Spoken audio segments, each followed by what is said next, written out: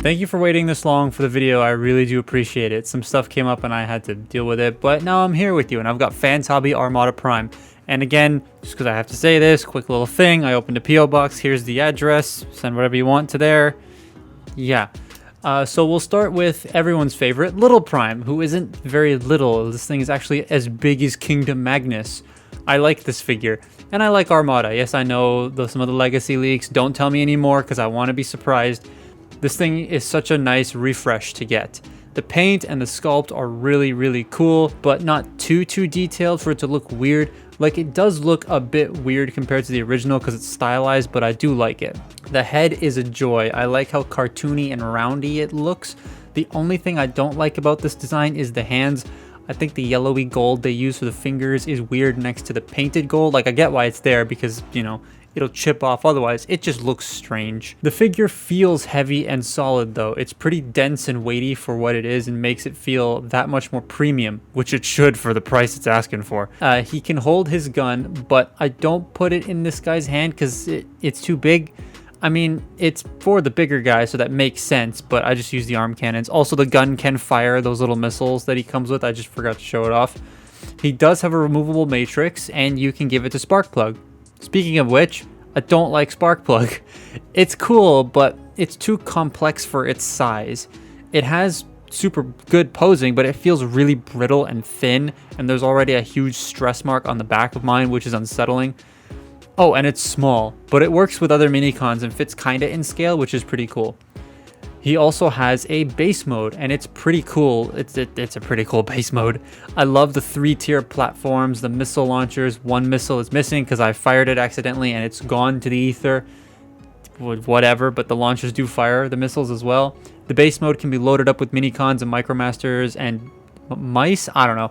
It's a really nice base mode for one that's just slapped together. The back is just legs, but overall it does look pretty nice and I do quite like it a lot. All the panels and plastic feel super thick, so it's really, really cool. Posing on Prime is great. The shoulders and hips have a great range of motion and the waist is locked, so make sure you unlock it before you pose it, but it's super solid. Nothing's loose. It's great. It's a great, fun posing experience.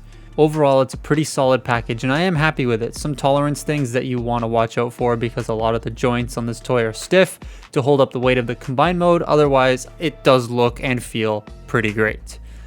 Transformation is basically the same. Everything is solid. The trailer is super satisfying to transform. You've got a bunch of large panels to move around, and it feels nice and smooth.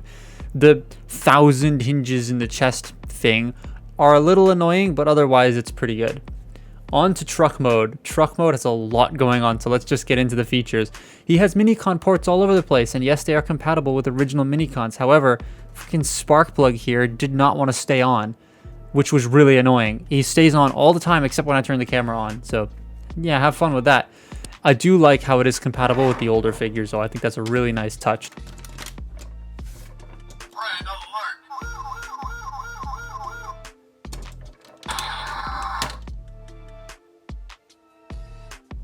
The toy also comes with these canisters that open and you can store Sparkplug in it, and he fires missiles.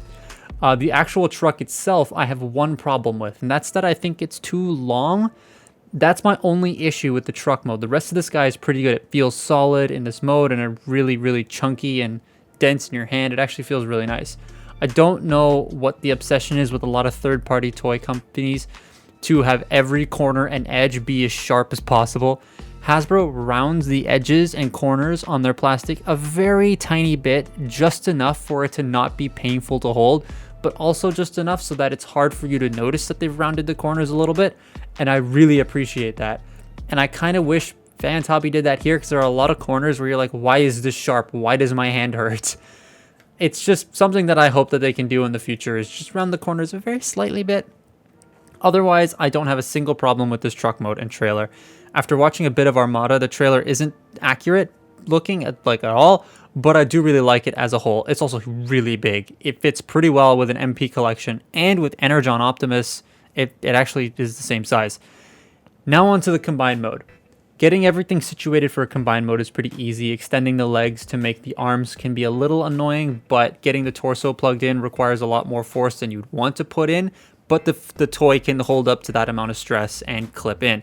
And once it's all said and done, this is amazing.